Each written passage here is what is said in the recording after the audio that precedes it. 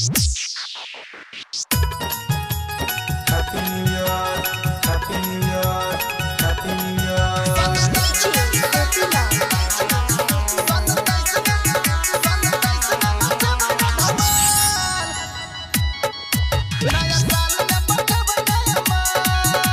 Surya recording studio.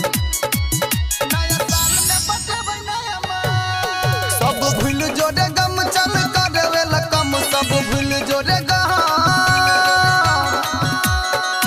सब भूल जोरे गम चल करवे कम सब भूल जोरे गम चल करवे कम दिन आही से बीते खुशहाल सन 23 में मचेबै रे धमाल नया साल में पटेबै नया माल सन 23 में मचेबै रे धमाल नया साल में पटेबै नया माल सन 23 में मचेबै रे धमाल नया साल में पटेबै नया माल सन 23 में मचेबै रे धमाल सूर्या रिकॉर्डिंग स्टूडियो। नया साल में पटेबै नया माल नया साल में पटेबै नया माल भेलो ने कुछो धोखा द गेलो 22 रे ए बेर पूरा सबके भ जेतो ख्वाइश रे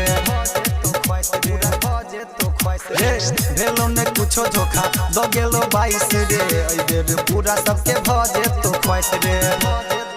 भाई रे छोड़ टेंशन ऐसे मिलत निमन भाई रे छोड़ टेंशन ऐसे मिलत निमन लोर पोछे अपन होश के संभाल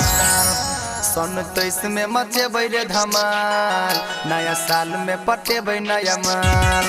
सन 23 में मचेबै रे धमाल नया साल में पटेबै नया माल सन 23 में मचेबै रे धमाल नया साल में पटेबै नया माल सन 23 में मचेबै रे धमाल सूर्या रिकॉर्डिंग स्टूडियो। नया साल में पटेबै नया माल नया साल में पटेबै नया माल मुकेश बलराम संगे मुकेश मावाली रे पार्टी लगा ले मौका छोड़ नहीं खाली रे सुनो मुकेश बलराम संगे मुकेश मावाली रे पार्टी लगा ले मौका छोड़ नहीं खाली रे बासुकी के सिगरेट धुआं दही दही फेंक बासुकी के सिगरेट धुआं दही दही फेंक आई बोलते रे कोन मकेला